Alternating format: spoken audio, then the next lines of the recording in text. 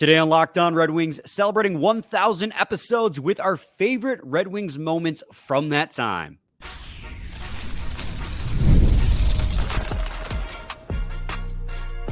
You're Locked On Red Wings, your daily podcast on the Detroit Red Wings. Part of the Locked On Podcast Network, your team every day.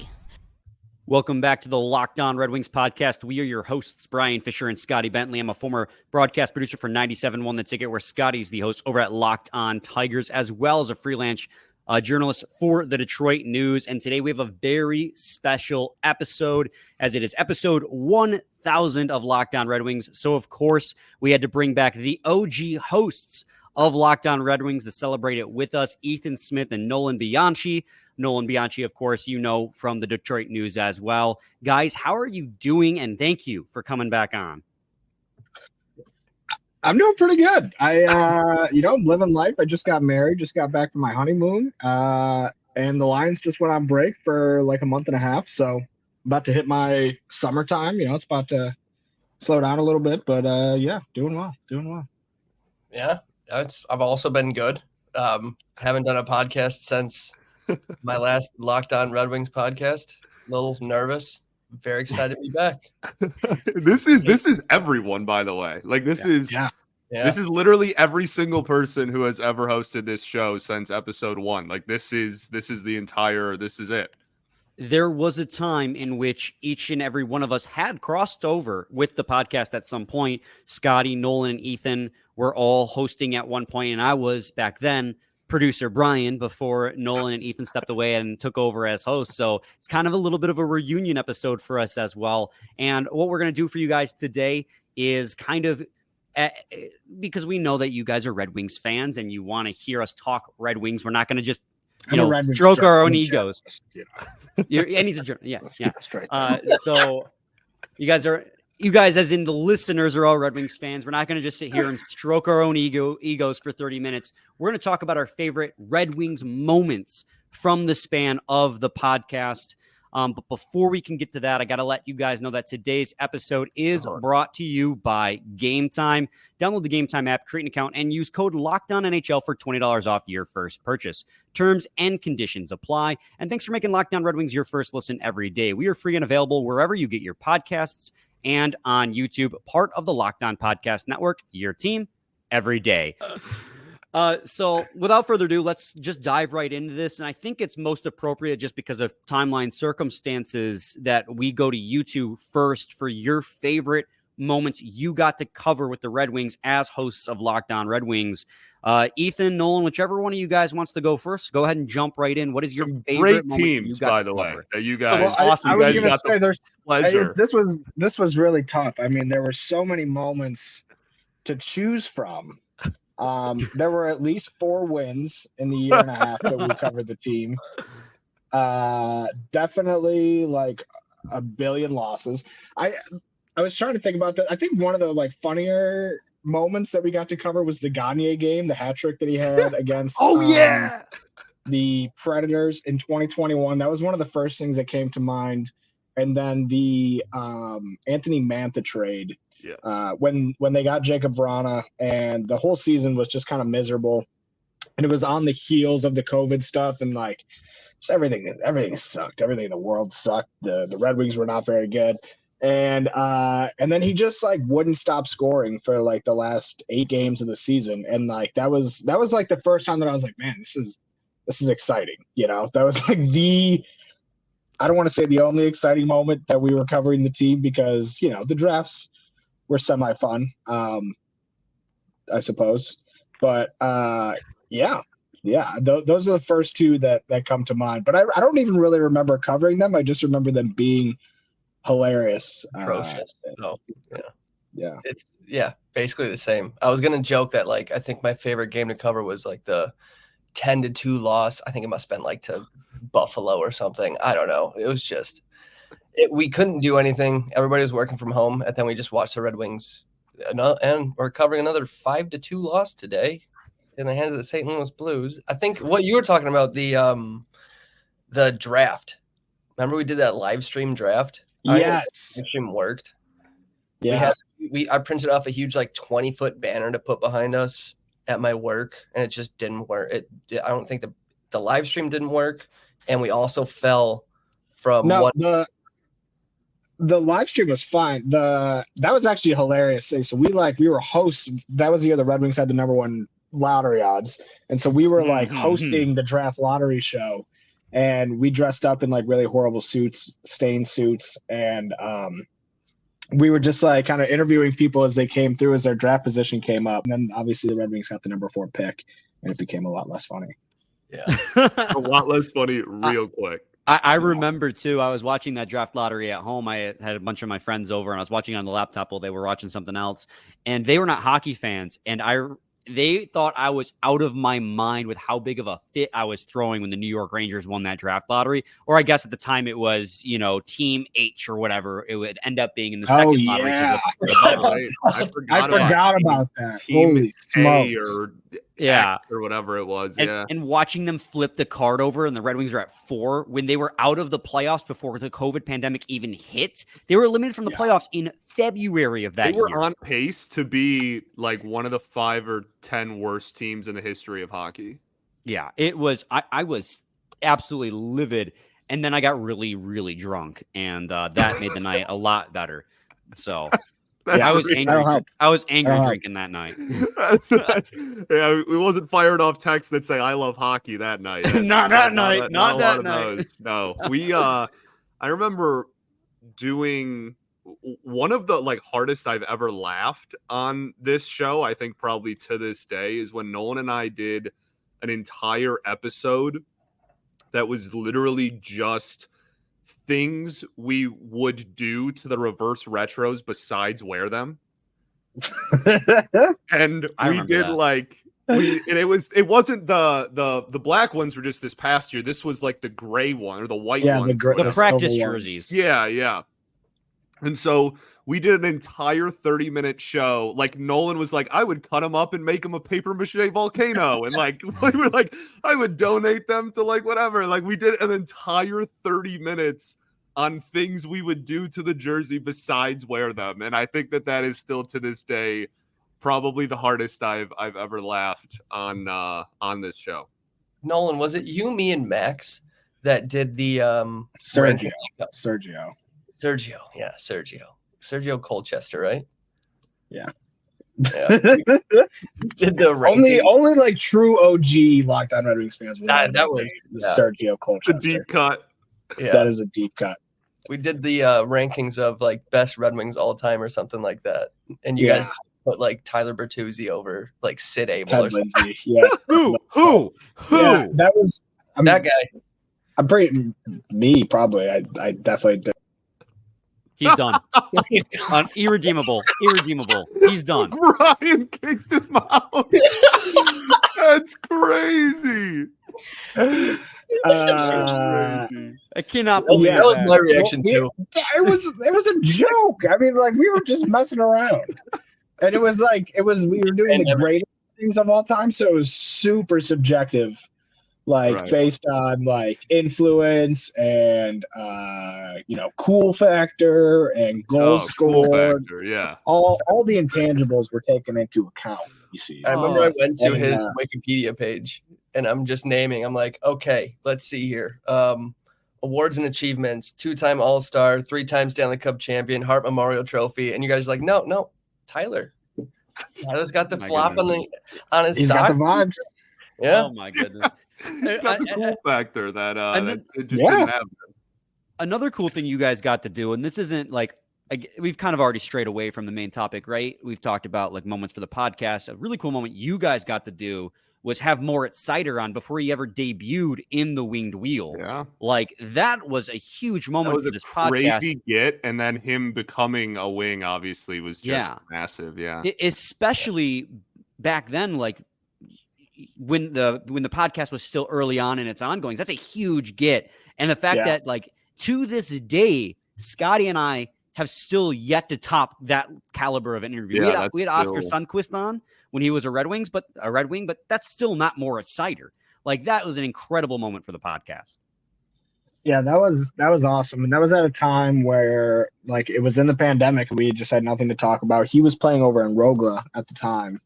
And I don't remember. I think I just like reached out to their like media contact with the team and I was like, hey, can we interview him? They were like, yeah, here's his phone number. And it all came together. And then I remember like that was a day in my life, you know, like I woke up so early for it. As soon as it was over, I started making like videos and stuff like that we could use. He was part of the intro for a while. Yeah, he was. Yeah. We got him to say, hello, I'm Moritz Seider and you're listening to Locked On Red Wings. Which we could have done on Cameo. But whatever. And so, but he was like, he could not have been cooler. Just with like how like he was answering our I don't know, he was answering every question. We talked about some silly stuff. Yeah, very genuine guy. And I cover the Red Wings every now and then. And I see him in the locker room sometimes. And I've always thought about like just going to be like, hey, remember me? But he probably doesn't. So yeah. You're like, who's this? Who's this schmuck? I still think like I wasn't here for Mo. That was you two, but like I want to talk Gary Thorne too, because that is still to this day like one of the coolest things like on this show, not on this show, that I have literally ever been a part of since like being a part of this industry, genuinely.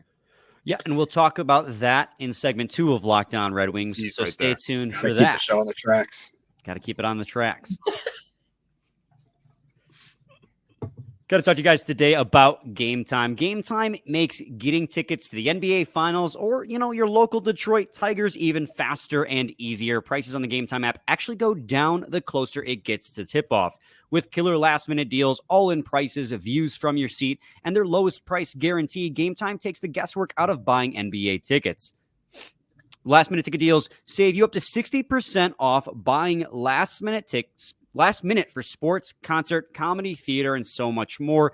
And those flash deals save you even more with exclusive in-app deals on select seats ahead of the game or the event. And of course, that all-in pricing, you can toggle that feature and it'll show your total upfront with no surprise fees at checkout. And that lowest price guarantee means that Game Time will credit you 110% of the difference if you find your seats, the same seats somewhere else for less.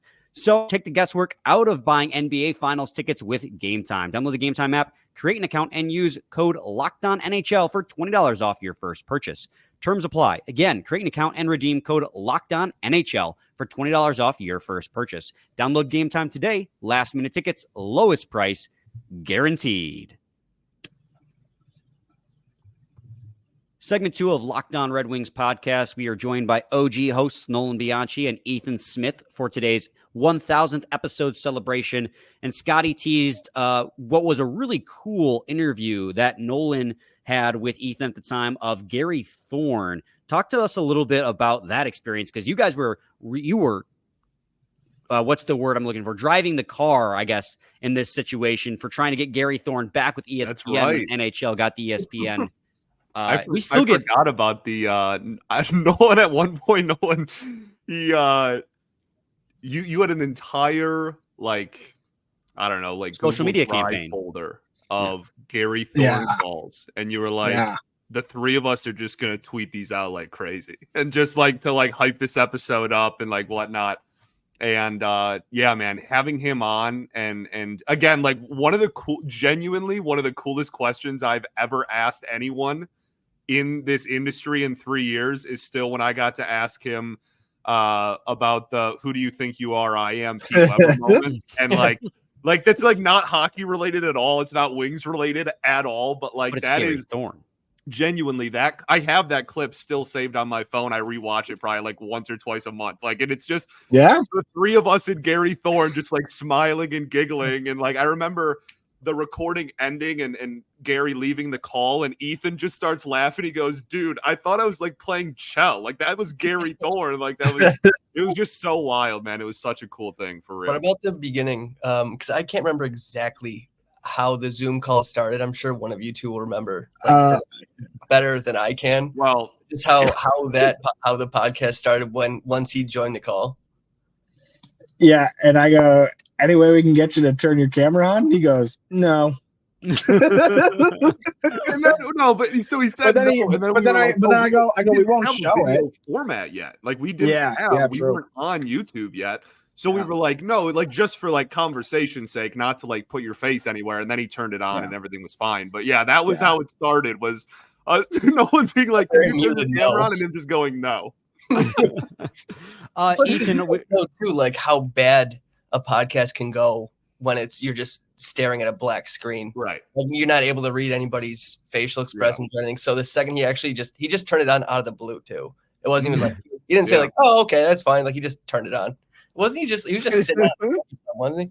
Yeah, he was just sitting in his office. Yeah, guy, dude. He even talked with us. He chopped it up with us like a little bit after the recording ended too, and just talked about like life and whatever and what he was up to. He was awesome. You can say we can cut the grass. Something like that. He had to cut the grass. Convenient excuse. Yeah, that's right. He said something like that. He's like, "Yeah, what are you up to?" He goes, "I got to cut my lawn, pick my kids up, or something." Yeah. Ethan, I know we've gotten a little off the track of like the Red Wings moments, and I know that when you guys covered the team, there wasn't a lot of high moments to speak of. But did you have a moment from it? It doesn't have to be a game. It can be an acquisition, like Nolan mentioned, the Jacob Vrana acquisition, a draft, something that speaks out to you from your tenure.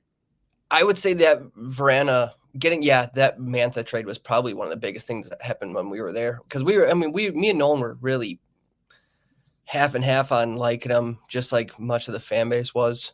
So for us to, at the time, get a first and Vrana in a deal for Mantha, which, I mean, we all know how that turned out for Washington. I mean, that was an absolute fleece. I think that was at least 3 episodes for us, just of maybe even just the energy of riding that trade was probably I would say that's probably my peak. Nedeljkovic signing too was like that. That was really high. That was a trade and signing too. They traded for Nedeljkovic and then extended him. Yeah, like they did with Husso. Yeah. Well, and it's interesting too because you bring up the Vrana Mantha trade, but that trade tree is still paying dividends for the Red Wings all these years later, because obviously everyone knows that draft pick you traded, that second first round pick you traded up to get Sebastian Kosa with the 1 pick, and then some of those other picks and players. You got Richard Panik back too. Don't forget that. Richard Panik. You got a second for taking Richard Panik. Yep.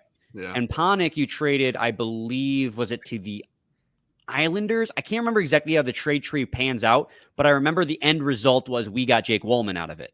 Yeah. And if you follow that tree far enough, because the Panik deal turned into a draft pick, and that draft pick you flipped to St. Louis for, who did we trade to St. Louis for?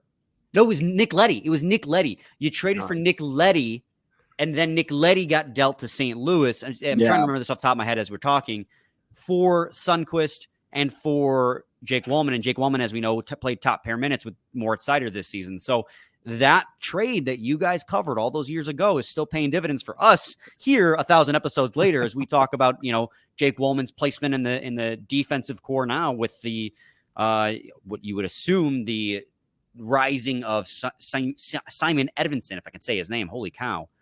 I mean, that definitely was a significant moment, especially in that span.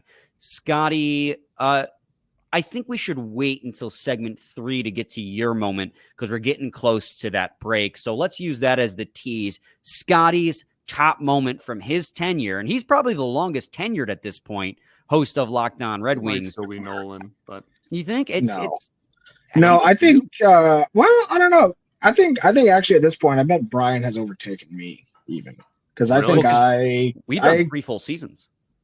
Yeah, I tapped out somewhere around in the late 300s or early 400s or somewhere along those lines. I think I don't think I made it to 500. So not. That's ridiculous. That shouldn't be a thing. It's appropriate though, because I think you're the best podcaster. I'm just ETFO over here, I guess. I think you're wonderful. I think you're wonderful. I think I'm wonderful as well. But I think we're as wonderful And Scotty, I think I'm wonderful as well. I think it's Ethan. Let's just get everybody covered. I think Ethan's Scotty at the Bentley top just has my the power gift ranking of gap. I remember I saw this kid making Twitter videos when it was free Casey Mize until it's backwards. Dude, yeah. And I was like, this dude is era. electric. I need to sign this guy. I was like, Barry Gordy. Literally how it happened. I DM'd me and got a random phone call. He's like, "What's your number? I need to call you." I was like, "I don't know who this is," but like, okay. And now here we are 3 years later. So no, I was right. You host 2 podcasts, and you're incredible. You're incredible, Scotty. That's the takeaway from this episode. It's Scotty. Incredible. Well, the takeaway is that I was right about Scotty being incredible. Oh, you got to remember who recruited Scotty. It was Nolan. Really, it's Nolan who's incredible. Like, see, Nolan, you and I, Ethan, are just dog water, apparently. And Ethan, Nolan actually is responsible for everybody here being on the show. It's true. He's taking all the credit. It's true. I'm not taking all the credit, but I do deserve it. He's a team builder. He's a general manager. He's a pure team builder. All right. So, I know you gotta get to break, but while we're on the topic of numbers, I do just have to say, like, I'm very proud of what we did with this, like, especially in the early stages through some bad years. But like, the fact of the matter is that you guys have taken it and like just turn it into something that it never was. Like, it was never as good as the product with me while I was there. It was never as good as it has been over these last couple of years, because you guys are doing so much and the product is awesome. And I'm after all these jokey jokes about me, being the best, I like do want to say, like, you guys have done, like, all of this is you guys. Like, we were here doing the early episodes, but like, all the success that you guys have had has been because of you guys. Like, the Brian, what you do is not easy, like doing the show and then editing it and then doing all the promotional stuff, and Scotty, same thing. So I do just want to point that out, that like, we were here in the beginning, but like, you guys have been here longer and taken it to places that we never did. So I'm happy for you guys, and I am honored to be back on the show. So well, we're gonna start doing this once a year. We're just gonna get all 4 of us back. I think we should, the reunion. Yeah. Well, we do annual family, like June or July, and like the dead point of the off season. Yeah. If Nolan's gonna come on here and pump my tires, I'm open to it. Like, let's go. Like, I'm down for that. No, and like it's the same thing is reciprocated here too. I mean, we couldn't have gotten to where we are without you two laying the foundation for the podcast as well, because it wasn't easy for you guys early on. This was just an audio platform, and the team was in the depths. Not actually, they hadn't even. It was an awful team. Yeah, they had just barely started a rebuild. Was Ken Holland still general manager when this podcast started, or was it right as Steve Yzerman took over? Nah, it was right as Yzerman took over. Yeah. So it was like literally day one of the rebuild. Yeah. January day one of the rebuild. First podcast. And despite that, you guys were able to build a pretty successful following. And then thankfully, Scotty and I took over. And right after that, Moritz, Seider, and Lucas Raymond's rookie season began. And I will say those two and the Red Wings getting better have definitely helped carry the podcast to new heights. But thank you so much for the kind words. I do have to get to a break, though. So let's get that right now. Way behind. Segment 3 of Locked on Red Wings coming up. Stay tuned. Got to talk to you guys today about Ultimate Hockey GM. Hey, Locked On Red Wings fans, I want to take a moment to bring up one of our partners, the mobile game Ultimate Hockey GM. Ever dreamed of becoming an NHL GM and managing your hockey franchise? Do you think you could run the Red Wings better than Steve Yzerman? Well, your dream can come true, and this game is definitely for you. Manage every strategic aspect of your team, play through the seasons, and lead it to glory. Hire the right coaches and staff, trade players or draft picks, and navigate through free agency and the draft, all in a challenging and realistic game world.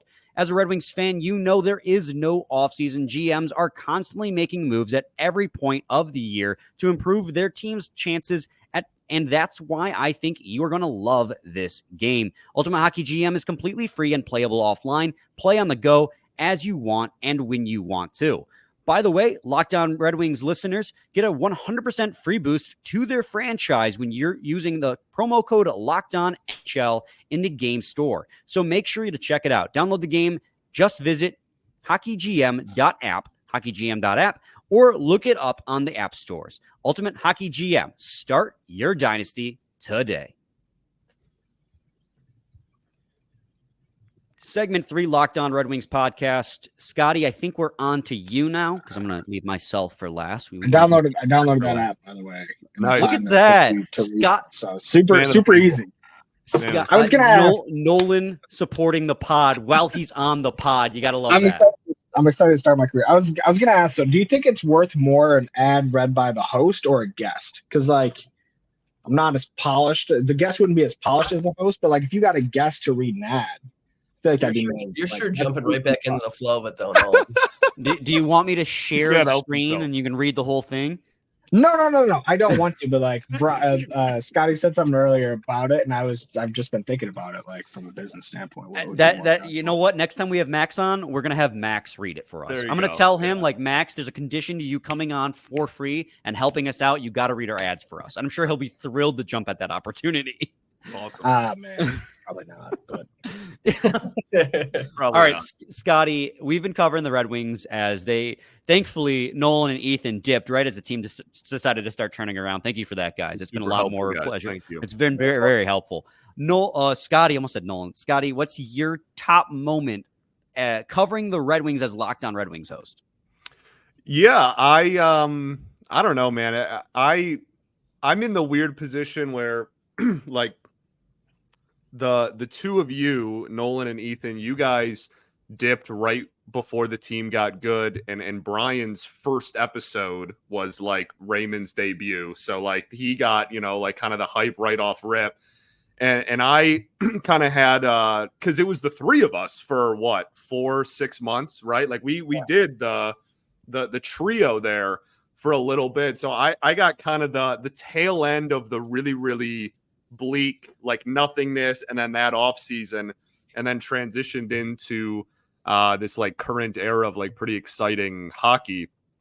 So there's a few, I mean, like covering honestly with Brian, like covering the Patrick Kane return to Chicago was like one of the coolest episodes we've done, I think. And just the amount of like we just threw the template out the window, and it was just like pure excitement right after the game, and we were just like buzzing, right? Like that was obviously really fun. But then like also one of the most fun, I want to say probably like 2 or 3, maybe even we got a week out of it. I don't remember, Nolan, but the last draft we did before you left, we covered the absolute heck out of that draft, man. Like I don't think I've, outside of baseball, I don't think I've ever been more familiar with a draft class in any sport ever in my life than I was with that draft. And just like we went to the draft party, obviously, like at LCA as well, and we tried to do, I remember, like on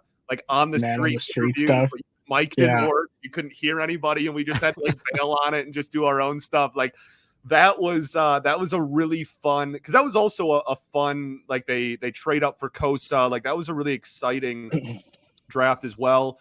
Interviewing Jesper Wallstedt was really, really cool. We did that in like leading up to that, and if we were gonna get him, he said he'd come back on the show, and then we took a real quick. So that part was funny. Like they said, so when we interviewed Wallstedt, we were like, oh, if you get drafted by the Red Wings, you got to come back on. He's like, yeah, absolutely, that'd be awesome. Would love to, whatever. And then obviously they trade up. We think that they're trading up for Wallstedt, and they take Kosa, and jury's still out on what that looks like. But the even funnier part of that, at least from a content standpoint, is that I think out of all the first, I'm pretty sure Sebastian Kosa is the only projected first rounder that we just didn't cover. And I was like, well, leaving ourselves open a little bit, but I mean, hey, what are the odds, No, you're right. You're absolutely you want to make right. God laugh? Tell him your plans. Right. I think Wallstedt, I don't think we covered Kosa until after we had drafted him. But that, I don't know, that almost like kind of added to the I don't want to say excitement necessarily, but like the drama of like that situation was like, oh, like we did all of this coverage for Walstedt, like all of it, and like we trade up and took a different goalie, so that was kind of a wild thing as well. But yeah, I don't know, I didn't give like a clear answer, but there's certainly a few. I don't want to steal Brian's thunder, but like I'm pretty sure I know what Brian's gonna pick, and like that was a really cool night for us, and it was in a really weird time of transition for this show as well, but that almost made it like even cooler in like a weird way. So Brian, if you want to do yours, go for it, because I'm pretty positive I know what you're going to take here, but that was also a really, really wild, like it was just a huge moment, and it was our first show, and it was like, well, like here we go, we're kind of getting thrown into the fire a little bit. Yeah, I mean, I had a very eloquent setup for how I was going to reveal mine, and then Scotty just goes and spoils it at the start of segment 3 here. The Lucas Raymond hat trick episode, October 24th of 2021. It was my very first episode as in the driver's seat for Locked On Red Wings, and I cannot think of a more notable way to start a podcasting career than to be covering a rookie sensation breaking out and scoring a hat trick against an all-time rival. It just, that moment really, and it threw me into the deep end too, right? Like Scotty and I had conversations about like how we're going to handle the show, this, that, and whatnot. And I'm at work. I'm at 97.1 at the time. I'm actually running the Red Wings game for the Red Wings broadcast on the radio. I'm physically producing it, hearing these goals be scored in real time. And I'm just like at the edge of my seat waiting to run back home. And it was similar to like what Scotty was just talking about when the script got thrown out when Kane scored the OT winner in Chicago. Whatever we had planned was right out the window immediately, because we just wanted to sit here and be all giddy over the fact that Lucas Raymond just scored a hat trick as a rookie. And it was my first ever episode. But I mean, there was this season alone, right, with the push to the playoffs, there's umpteenth number of moments from this season, and it almost would feel like a cop-out to name one of them, like the 6-game win streak, which was an Yzerman era high. You had the overtime winner against Toronto, the Lucas Raymond hat trick against Pittsburgh, the Lucas Raymond 2 goals against Montreal, the David Perron game-tying goal against Montreal. Like all there at the last week of the season, there were so many moments, beating Colorado 2-1 in overtime.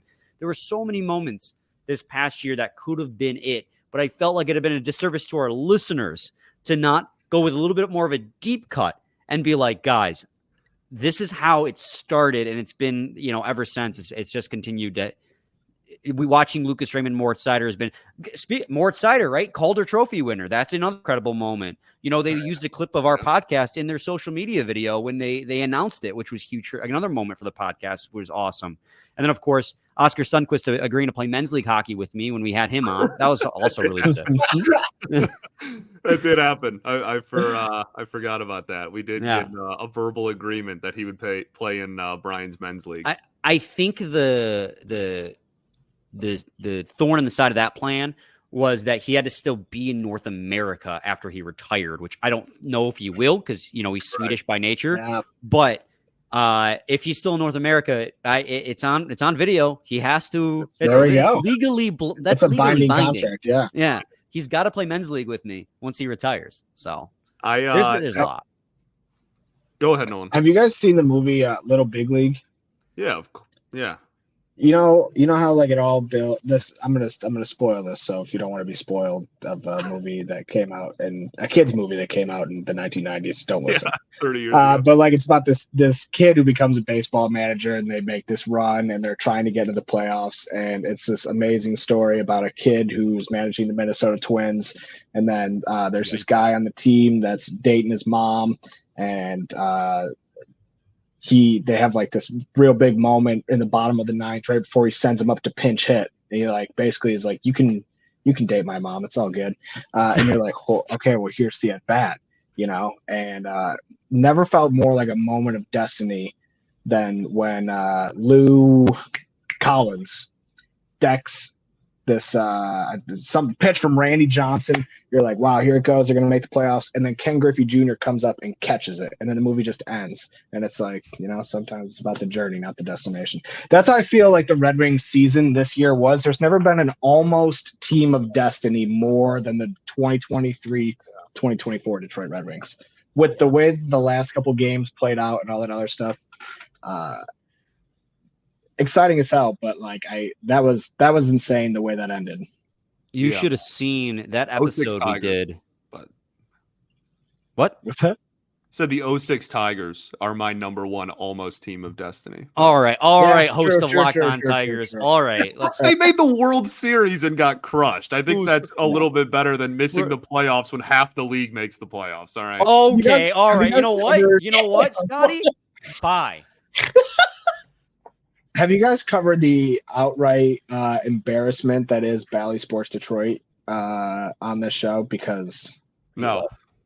I bought Comcast like a month ago. Hilarious. So that I could watch Bally Sports Detroit on my TV because I was sick of people being like, just stream it from your computer. I'm like, what am I, 18 years old? And then I finally signed up for Comcast for the first time in the first time in my adult life.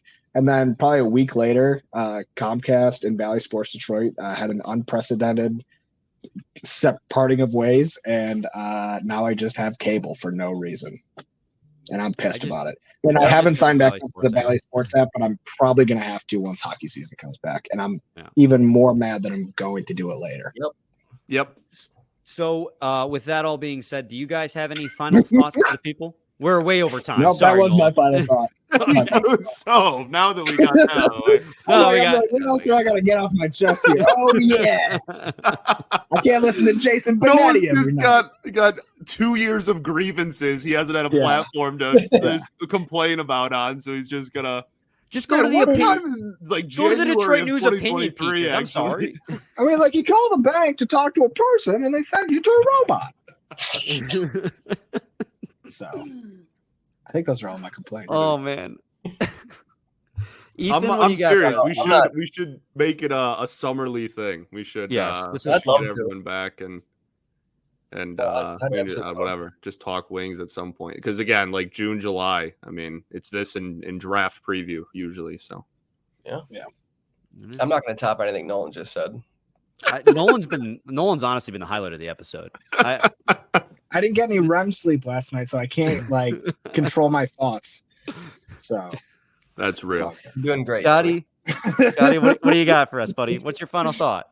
I'm glad we did this. This was a lot of fun, though. I appreciate all of you. I mean, seriously, this was again the Nolan and Ethan obviously starting it off and kind of paving the way, laying the foundation, whatever phrase you want to use, and then the two of them agreeing to let me be a part of it, and then obviously me being kind of the baton that was handed off in between Nolan and Brian, and now here we are, and it's awesome. And there's been, as we've highlighted, a lot of ups and downs on camera, off camera, on the ice, off the ice, whatever. But it's been really cool. This being, I don't know, when I was coming out of high school, if you would have told me, when I was growing up that this would be something I would do one day, I would laugh at how awesome that is. So I appreciate everybody that's a part of this right now, because obviously I've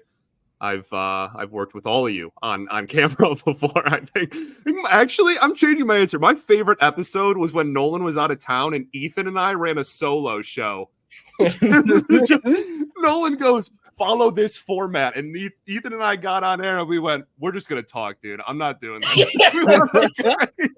we just ripped for half an hour. I think that's actually my favorite one. But yeah, spiel over. I appreciate all you greatly, and this has been a lot of fun. 40 minutes in, Scotty's like, I'm gonna change my answer. All right, guys, thank you so much for taking the time to join us. I'm with Scotty. I think this should be at least every summer thing, if not more. There's plenty of downtimes in the summer, and even during the season as well. There's downtime All-Star too. break, whatever. All-Star break, yeah. So this was a lot of fun. Thanks so much for joining us. I love all you guys. I hope to see you again soon. Scotty, I love you got it. Well, thank you. And again, Brian, congratulations, Brian, host Brian. He's had a lot of titles over the years. I've had a lot of hats. There it is. We ball. You guys want to say it with us? We ball. I don't even think is that what you said in the episode?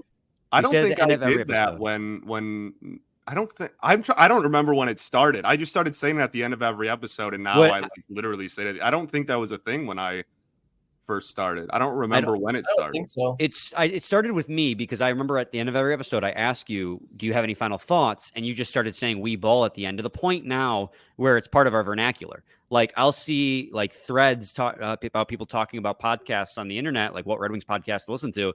And people, if someone says our name, there'll just be replies underneath that say we ball down the thread. It's amazing. I love how that's our thing now. I don't know where it came from or why or when it started. Slogan. But anyways, guys, again, thank you. We got to send it off. Stay tuned to Locked On Red Wings. We're going to have more draft profiles for you guys next week. As for what comes Friday, I don't know. Scotty and I are going to figure out when we get there. Same time, same place. It's your team every day.